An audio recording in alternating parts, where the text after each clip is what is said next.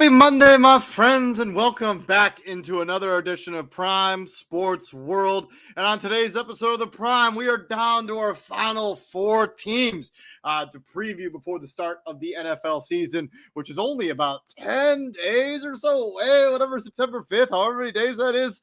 So NFL, I did three fantasy football drafts yesterday. Football season is here, man. I'm so excited. We're breaking down the Los Angeles Chargers. And a lot of turnover there in Los Angeles in the offseason. We're going to break it all down for you here today on this episode of The Prime. You don't want to miss any of that content, so please like, share, and subscribe. I'm, of course, David On Point Hupp, and right there is my co-host, Mr. Matthew James in the house. How are you? Yeah. Doing well. Happy Monday. Happy 10 more days. NFL is coming. Thank God. Yeah, that's all I got to say. I'm chomping at the bit, man. I can't wait for football to be back. But yeah, please like, share, and subscribe to the podcast if you like what we're doing here at Prime Sports World. And thank you to my Aunt Judy, who's a loyal watcher here at the Prime. We appreciate your support. And happy belated birthday to my aunt. It was her birthday earlier this month. I think it was like sometime last week. So happy early birthday to my aunt, our belated birthday. There's a little shout out to Aunt Judy there. Let's talk about the Chargers' biggest change. Obviously, man, his name is escaping me, but he's out the door. In comes Jim Harbaugh, fresh off winning the Natty at Michigan. And let's not pretend like Jim Harbaugh has not been a successful head coach everywhere he's gone. He was successful at Stanford. He was successful his first stint in the NFL at San Francisco. That team went to the Super Bowl and almost could have won that Super Bowl. He obviously went to Michigan, won the national championship. He comes into the Chargers. Let's talk. What are the expectations for Jim Harbaugh as the head coach of this football team, given his track record as a head coach so far throughout his career? I mean, he's been a pretty good coach everywhere he's went. He went to San Diego State and was good there as well before he went to Stanford. Posting 2 11-1 seasons in a row before moving over to Stanford. His final season there, he was 12-1 before making the switch over to the NFL, where he was basically fantastic as their head coach, where they did lose the Super Bowl to the Ravens in 2012.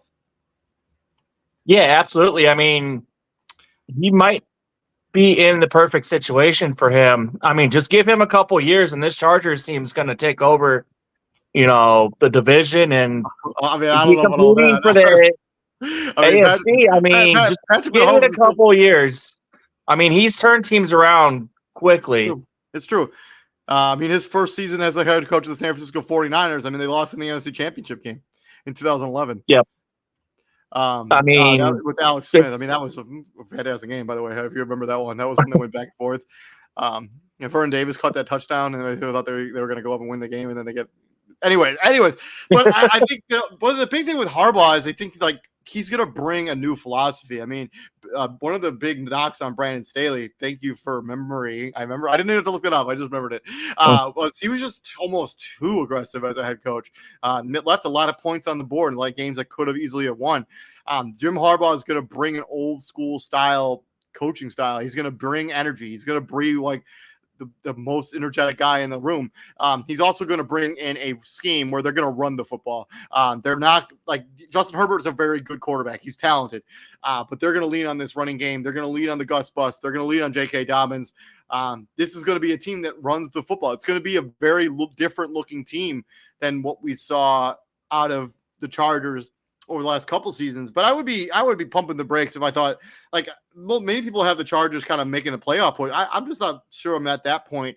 I think if this team can play better defense than they played last season, and if they can really commit to running the football, they've already shown hey, we're going to be building this team in the trenches. Spend your first pick on Joel Alt, the offensive tackle out of Notre Dame. This is a team that's going to build in the trenches, and this is a team that's going to run the football, I think, a lot. And when it comes to Harbaugh, I expect this to be one of the if they're not if they don't run the football the most, they'll be in the top 5 for sure. Yeah, absolutely. They bring 2 strong runners out of Baltimore who also like to run the ball too. Yep. Had a similar type system, and I'm not saying they're going to take over this year. Give them by year 3 to get a couple more off seasons in, a couple more drafts, and he'll have this team competing at a high level, like he Yeah, had San Francisco, like he had Stanford. Like it took Michigan at least a few years to get to where they were well, I mean, they had to just competing get the with bugaboo. I mean, the Ohio State and bugaboo. Penn State every year, and Yeah. competing for the Big Ten even. So it took Uh, him several years for that. I Then mean, he pretty much just took the over. last 3 years of Michigan, they beat Ohio State in all three of those years, Yeah. and they win the Natty his final season there at Michigan. And yeah, I mean, he had to get once he got over the hump of that Ohio State. I mean, it's going to be a very similar story here with getting over that Patrick Mahomes hump and the Kansas City Chiefs. Like until they're able to beat Kansas City, because they've gone toe to toe with them multiple times in the last couple of years. They just never could get the victory. I think Harbaugh. I think he's going to interject some real new life into this football team, and I think they needed that. Let's talk about the offense a little bit more. So they lose Keenan Allen, they lose Mike Williams. So who is offensive? Gerald Everett's no longer on this team. He's now in Chicago. Austin Eckler is no longer on this football team. So, I mean, who is their number one offensive weapon on this team? Is it Gus Edwards? Is it J.K. Dobbins? Who's the guy on offense that you're like, yeah, this is the guy we want to kind of feature in our offense? I'm not really seeing it. I mean, neither am I. I mean, that's something you got to give time to. We'll see how the receivers develop. So they got a couple of young kids in there with McConkey and Palmer. Then they got EJ Chark, who I don't think is going to be the guy. So right now, I mean, I would say Gus Edwards, pound that ball, use your offensive line. I mean, you did use the 5th pick where you had other players available at quarterback and wide receiver you could have taken, or even defense to get younger there along the front seven, which was atrocious last season. We're going to talk about their defense here in a minute. So what they did was, they're helping their offense out with what they needed there, bringing in Joe Alt, which was a great pick, I think, which we'll go over too. But I'd say, I mean, more, use Edwards and Dobbins and just establish yourself that way and give it time to bring in more, weapons for Herbert to work with, and let him develop that chemistry with his, newer guys too. I think the guy that really needs to step forward is Quentin Johnston. He was a first-round pick last season. He didn't play well at all last year. But now you get a new coaching staff. You get a kind of a fresh start. You get a reset. I think if there's a guy that's going to emerge as like that go-to offensive weapon, it's got to be Quentin Johnston. I know he was really lackluster as a rookie. Lots of drops, lots of just lackluster play. But he's the guy. He's like you have to justify like letting Keenan Allen walk and letting Mike Williams go. I know Mike Williams has been banged up for a majority of his NFL career, but he's still a good football player. Quentin Johnston, in my opinion, has to be the guy that has to take a major step forward. Because otherwise, I agree with you. I think this is going to be a run-heavy team. I mentioned it when I talked about Jim Harbaugh. Like they're going to run the football a ton. Yeah, absolutely, and they need to. I mean, they got to establish it up front and give Justin Herbert, time to, work it, out of the play action and allow receivers. Not to mention he's coming off a little bit of an injury. He's got that plantar fasciitis. Yeah. Sounds like he's going to be good to go for week 1, but we'll see how that ends up playing out. Let's talk about the other side of the football, this defense. What in the bottom 10 on major defensive numbers when it comes to points per game, they were in the bottom 10. When it comes to yards allowed, they're in the bottom 10. This was just not a good defense. And you have Joey Bosa, you have Khalil Mack. You have arguably you should be able to generate a good pass rush, but they just didn't last season. And this was just not a good defense last year. And what are your expectations for this defense moving forward? I mean, you still have Derwin James, you still have Asante Samuel Jr. Those are 4 pieces that, you look at and you're like, yeah, those are some pretty solid, but their defense has been bad for the last couple seasons. I mean, it's really the reason that Justin Herbert's had to play hero ball and the reason that Brandon Staley had to make such wild decisions. I mean, that defense choked away a 28-point lead against the Jacksonville Jaguars in that playoff game. What are you looking for this defense this season? Get out of the cellar. I mean, make improvements. I mean, you don't have to be, in the top half of defense. It's always starts with, improving in one area, whether, try to get that front 7 going or try getting, the secondary, improved, because they tried working with the drafts, with getting a couple guys that might be able to plug in there, but it was pretty atrocious on both sides of the run and pass game for them. I mean, anything in the top 25, top 20, even round 20 to 25, if you can push yourself in that area and work yourself into getting younger players to fill in for Mac, and I mean, Bosa's still got some age left, but he's starting to come Yeah, along. he's still So been I mean, banged they up. brought Bud Dupree in, but I mean, he's going to kind of fill in, play a filler role in the depth chart. Yeah, I mean, which for and such a he, I bad mean, I mean, defense, I mean, I mean, he hasn't been really good for a no, while. Like, I mean, because yeah, Joey Bosa, he's played 14 games the last 2 seasons. I don't like he's just been banged up. Like he's been a kind of a liability. And Khalil Mack was really good last season, but he had really the majority of his sacks came on that one game. Like, what do you have, that 6-sack game? I mean, he had yeah, 17 sacks, but 6 of those came all in one game last season. So I mean, I don't really know. I think the secondary needs to get better. I like the addition of Christian Fulton. I still really like Asante Samuel Jr. I like Derwin James Jr., but this is just going to be a bad defense. I think they're going to give up a lot of points. And I think this is just going to be a Chargers team that might not be that good this season. Like there's going to be some growing pains when you're making changes like this, and the linebacking core, Denzel Perriman, and especially in the interior, like Deion Henley and Denzel Perriman just don't instill a lot of confidence with you. And when you talk about their interior guys, I mean Morgan Fox, man, I'm not even sure how to pronounce that name. OG Bonanai. And Puna Ford. I mean, those three guys are just really, they're not needle movers either. So I think it's going to be, I think it's going to be interesting to see what this defense looks like. They may just not be that good this year at the defensive side of no, things. I mean, they're not going to be. It's just a matter of trying to, I mean, with the new defensive coordinator, it's going to take a few years for them to, get the pieces set in place. Yeah. So, I mean, as I said earlier, this is the perfect time for them to bring in a whole new, head coach, defensive coach, offensive, coordinator, a whole different scheme to get things, moving into the future, because they're not going to go anywhere without it. And I mean, now they have something that, they can work with moving forward as far as getting a scheme going and bringing in, younger players. I mean, it's going to be a rough couple of years. They're going to give up a lot of points. They're going to lose a lot of games. I think at It's least just one. how it is. I mean, I guess at least next season. I it's think a they could learning be. curve. I think they're going to bounce back. I mean, we don't. Let's see. Let's talk about getting young players in here. So obviously they took tackle Joe Alt with their first pick at 5, declining taking the wide receiver. Malik Neighbors, who a lot of people had them mocked to him. They took Ladd McConkey out of Georgia, the wide receiver, in the second round. They took a linebacker out of Michigan because, of course, Jim Harbaugh took a linebacker out of Michigan.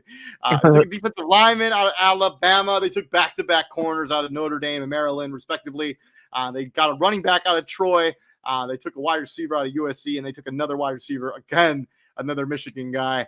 But I think it's really interesting because, like, I talking about Joe Alt. I mean, I love the pick by the Chargers. I think it shows that, like, hey, this is a different era of Chargers football. Like, we're gonna build through the trenches, and Joe Alt was the best tackle in this draft. Justin Herbert got banged up last season, didn't even finish the year. They need to protect him, and the best way to do that is to bolster up this offensive line. I like what they did with their draft. I would have liked to have seen them maybe trade back into the first round and try to get another wide receiver. I don't really know how realistic that expectation is. But I think as a whole, I mean, they addressed some major needs: wide receiver, corner, tackle. I mean, wide receiver, like that's what you need to do when you're drafting wide receiver positions. Pretty solid stuff there. Yeah, absolutely. I like the pick with McConkey in the second round. I mean, coming from Georgia, I mean, doing well there. I mean, they needed the wide receiver, big kid. I like the pick from. We'll see how the Colson works out from Michigan. I mean, he was great there under Harbaugh,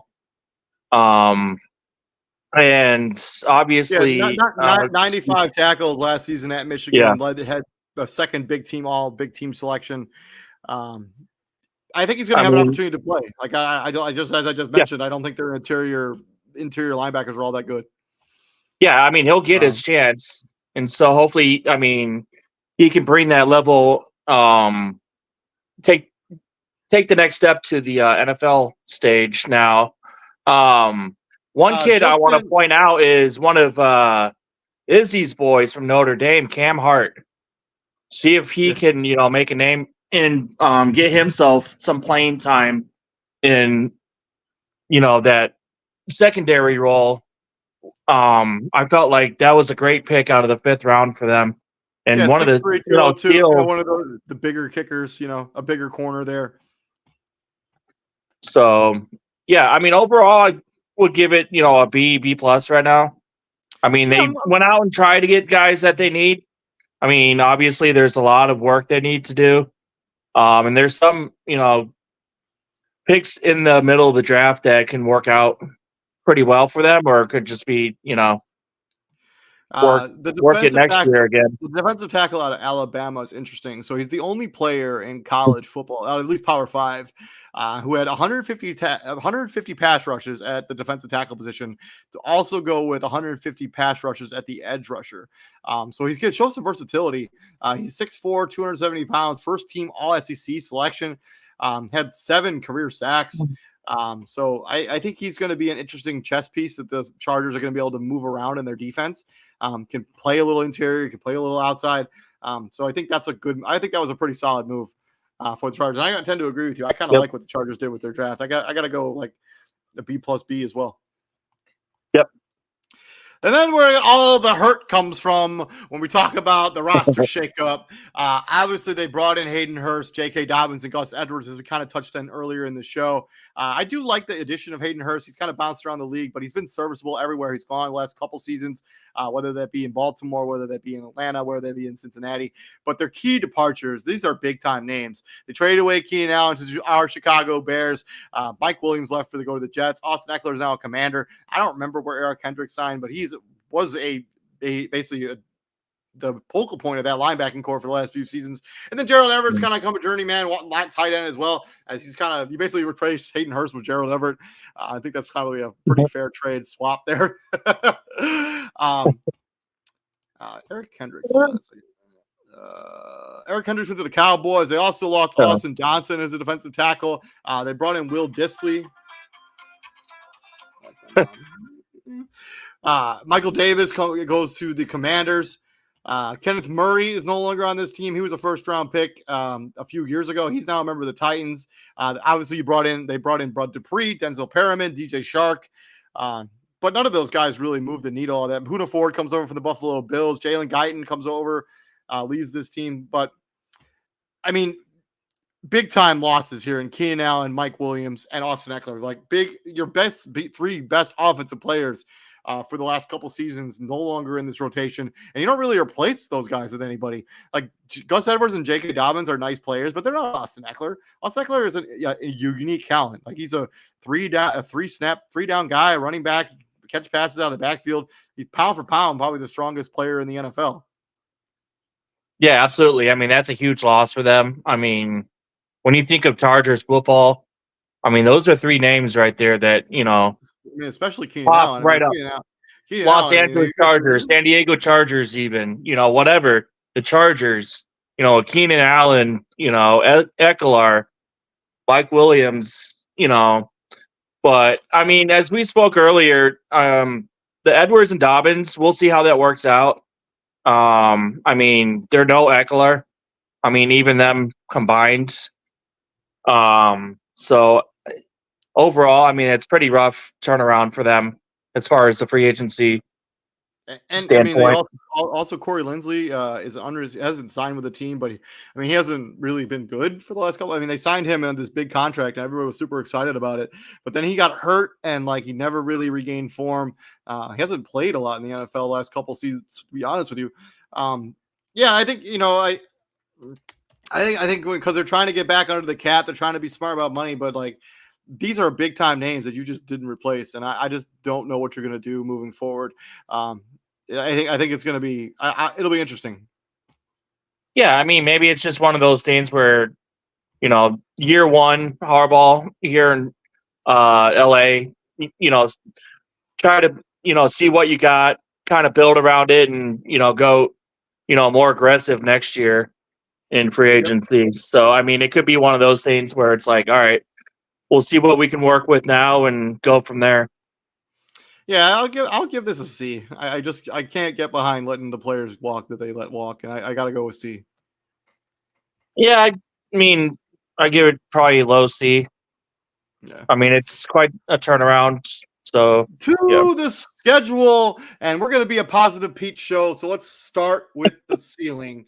Let's talk about the ceiling for the Los Angeles Chargers. What do you think is at the peak of their talents? What could they be this season?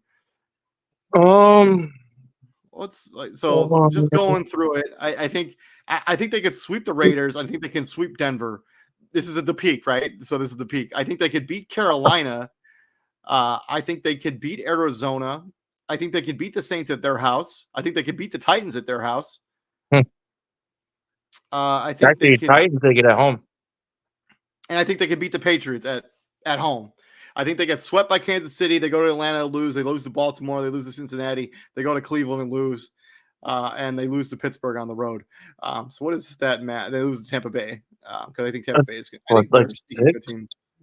So what is that math here? So 1, 2, 3, 4, 5, 6, 7, 8, 9. So I think at their best, I think they're a 9-8 team, and I think they're maybe pushing for a wild card spot at the very peak of the Chargers' talents.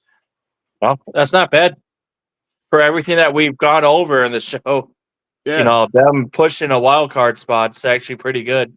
And I think if you can go to Pittsburgh, maybe catch the Steelers early when they're still kind of working the kinks out of that offense. And I think you can convince myself that they can be a 10-win team, 10-7, pushing for a playoff spot. I mean, if Bosa and Mac, play to their, close to their level, I should say. Still got a lot of questions. I mean, they can compete. I mean, I'll give them at a max peak 7 or 8 wins. So let's say 8 and 9. I'm going. So as you said, they can steal a couple early. I mean, I was going 6 and 11, 7-10 range, but we'll see how Mac and Bosa come out. I'm going 10 wins. On the other side of the coin, I think the floor is much, much lower. I think they split with the Raiders. I think they split with Denver. I think they go to Pittsburgh and lose. I think they can beat Carolina. They can beat Arizona. And then they beat the Patriots at home. And so let's see. Hold on. 1, 2, 3, 4. Actually, I'll flip that. I mean, they beat the Titans and they lose to Arizona. So that's 5 wins. So I have them as at their peak 5 wins at the floor. I think 5 and 12, whatever that math works out. Bottoms out, I say 3 wins. 3 wins? Where are they coming from? Where are they getting? They're beating the Patriots. They're beating the Panthers. And they're beating the Cardinals. I'll give 1 to Denver. I'll give 1 to either Carolina or Pittsburgh, and Tennessee right in the middle there. They're losing to the Patriots at Foxborough. In December, yeah. I'll go 5 wins as the floor. I think they can beat Carolina. I think they can beat the Titans. I think they split with the Raiders and the Broncos, and I think they beat the Patriots. I don't think the Patriots they might be the worst team in the NFL this season. But when you talk about reality, like what's actually going to probably more feasible, I think probably more feasible about 6 to 7 wins. I don't expect this to be a playoff team. I don't expect this to be a wild card team. I've seen a lot of predictions where they have the Chargers kind of pushing for a playoff spot. I just don't see it personally. I mean, no, neither do I. I'll, go with that 6 and 11, kind of right there in the middle towards the top of what I was, saying. They'll get a couple of those other victories in there, but still have a pretty rough season overall, trying to work everything out, get used to the new schemes and coaching, and the turnaround and everything is, going to be a rough go. So 6 wins ain't bad for that. Yeah, I agree with you on that, especially given what they went through last season with the whole of Brandon Staley and getting that beat down on Monday Night Football by the Raiders. Was it Thursday night? I don't remember, but it was Yeah. like it was brutal. But yeah, good luck to Jim Harbaugh. Good luck to the Los Angeles Chargers. I am a big fan of Justin Herbert, though. I think he is really talented, and I will be interested to see what he looks like under Jim Harbaugh. But I think the people that are predicting this team to be a playoff team, I would pump the brakes on those kind of expectations. But yeah, thank you very much for joining us. This has been our Los Angeles Chargers season preview, as we're down to just 3 teams now. We got to finish Denver, the Raiders, and the Kansas City Chiefs. We will do all of that this week. So you don't want to miss any of that content. So please like, share, and subscribe to the podcast. I'm David Huppin. Right there is my co-host, Mr. Matthew James. And Matt, what do we do at the Prime, my friend? Bring the heat. And if we could calm down on the heat a little bit, I wouldn't hate it. So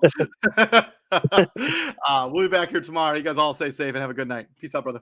All right. Have a good night.